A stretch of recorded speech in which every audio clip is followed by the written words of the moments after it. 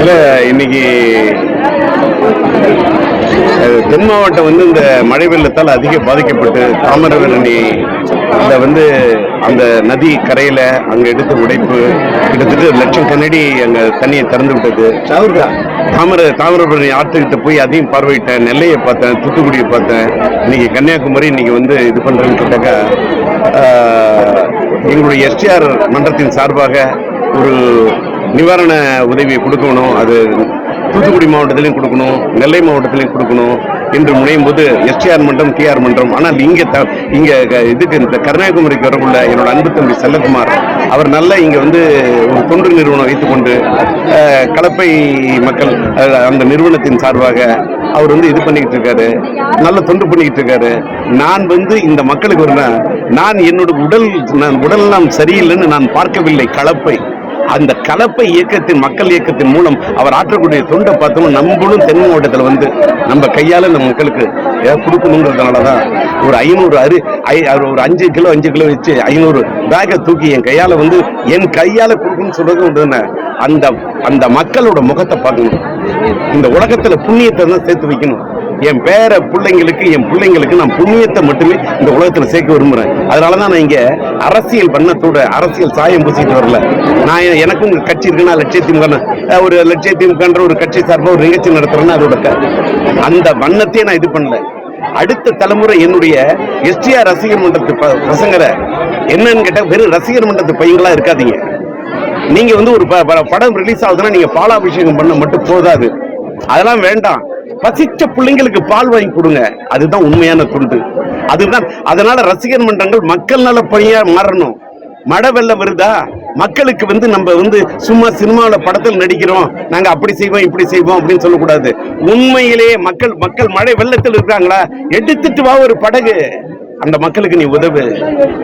ஒரு 4 மக்களை காப்பாற்றணும்னாக்கா அப்ப படம் மீனவ சமுதாயத்தில் போய் படகு கேட்டா தருவாங்க. மீன் பிடிக்கிறதுக்கு மட்டும் நாங்க வாழக்கூடிய படகோட்டி இல்ல, மக்களை காப்பாற்றக்கூடிய, அவர்களை கரையேற்றக்கூடிய உள்ளத்தோட வாழக்கூடிய மக்கள் அந்த சமுதாயத்தில் நல்ல மனிதர்கள், நல்ல இதயங்கள் இருக்காங்க. அதனாலதான் இன்னைக்கு அரசியல் வண்ணம் பூசிட்டு வந்தா பல சமுதாயத்து மக்களை இந்த மாதிரி சமுதாயத்துல தொண்டு நிறுவனத்தில் இருக்கிறவங்க எல்லாம் சந்திக்கணுங்கிறதுக்காக தான் நான் இப்படி நீங்க என்ன தவிர்த்து அரசியல் கேள்விகள் கேட்காதீங்கன்னு சொல்றது. இது களம் அல்ல. இன்னைக்கு என்னன்னு கேட்டாக்கா, நான் இறைவன்கிட்ட இந்த மக்கள் இதை தாங்க மாட்டாங்க. நான் எல்லா கோரிக்கையும் யார்கிட்ட திரும்ப வைக்கிறேன்?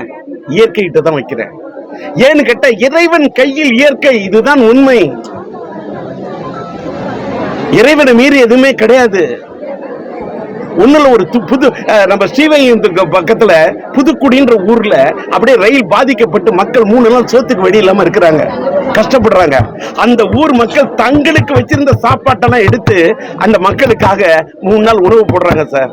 அப்ப இறைவன் எங்க இருக்கிறான்? மனித நேயத்தில் இருக்கிறான். இறைவன் எங்க இருக்கிறான்? கருணை உள்ளத்துல இருக்கான். கடவுள் எங்க? ஆலயம் என்பது இறைவன் மக்களுடைய இந்த மனித நேயம் இருக்குல்ல, இதுதான் சார் கடவுள்.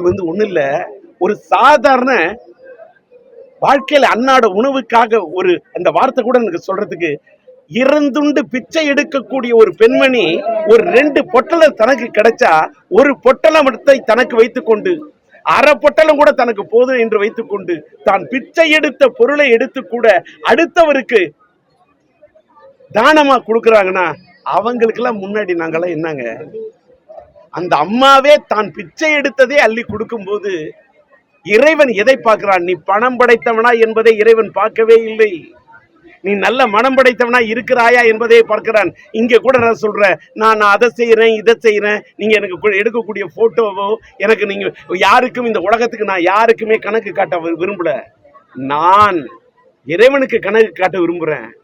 எனக்கு ஜீவ புத்தகத்துல இடம் வேணும், அதுக்கு தான் நான் முயற்சி பத்துறேன். நான் பாவத்தை இந்த உலகத்துல சம்பாதிச்சு என் பிள்ளைங்களுக்கு வைக்க விரும்பல. நான் புண்ணியத்தை சம்பாதிக்கணும், தர்மம் செய்யணும், தானம் செய்யணும், மக்களுக்கு முடிஞ்சா என்னால முடிஞ்ச அளவுக்கு இந்த மக்களுக்கு வழிகாட்டணும்.